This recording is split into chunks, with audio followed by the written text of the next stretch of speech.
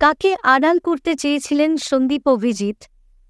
বিস্ফোরক তথ্য সামনে, আদালতে ভয়ঙ্কর দাবি। কলকাতা আরজি কোর ধর্ষণ ও খুনে টালা থানার প্রাক্তন ওসি অভিজিৎ মণ্ডল এবং আরজি কোরের প্রাক্তন অধ্যক্ষ সন্দীপ ঘোষের ফের 14 দিনের জেল হেফাজতের আবেদন করল সিবিআই। কেন্দ্রীয় তদন্তকারী সংস্থার রিমান্ডে চাঞ্চল্যকর তথ্যের উল্লেখ রয়েছে বলে খবর।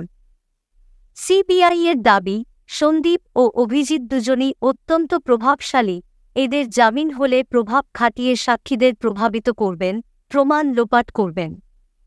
এরা খুন ও ধর্ষণের ঘটনাকে সুইসাইড বলে চালানোর চেষ্টা করেছিলেন।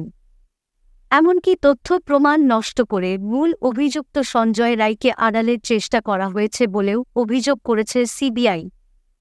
কেন্দ্রীয় তদন্তকারী সংস্থার দাবি, এটা বৃহত্তর ষড়যন্ত্র। খুন ও ধর্ষণ প্রসঙ্গত জেলে গিয়ে দুজনকে টানা 3 দিন জেরা করে সিবিআই।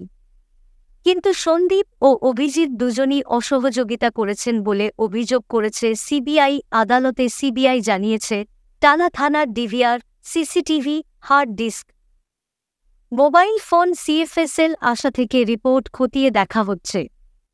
সেখান থেকে পরিষ্কার, অভিযুক্তরা যাদের সঙ্গে ফোনে কথা বলেছিলেন তার মাধ্যমে ঘটনাকে ধামাচাপা দেওয়ার চেষ্টা হয়েছিল।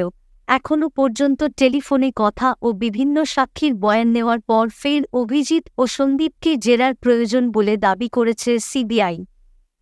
প্রসঙ্গত, গত সোমবার শিয়ালদহ আদালত থেকে সন্দীপ ঘোষ, অভিজিৎ মণ্ডলকে জেলে গিয়ে জেরা করার অনুমতি পায় সিবিআই।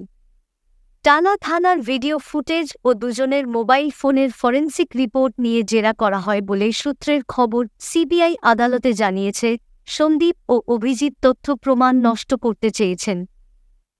এমন তথ্য উঠে এসেছে তদন্তে। টালা থানার সিসি ক্যামেরা ফুটেজ ও 2 অভিযুক্তের মোবাইল ফোনের ফরেনসিক রিপোর্ট সিবিআইয়ের হাতে এসেছে। এগুলি ভালো করে পরীক্ষা করা হয়েছে।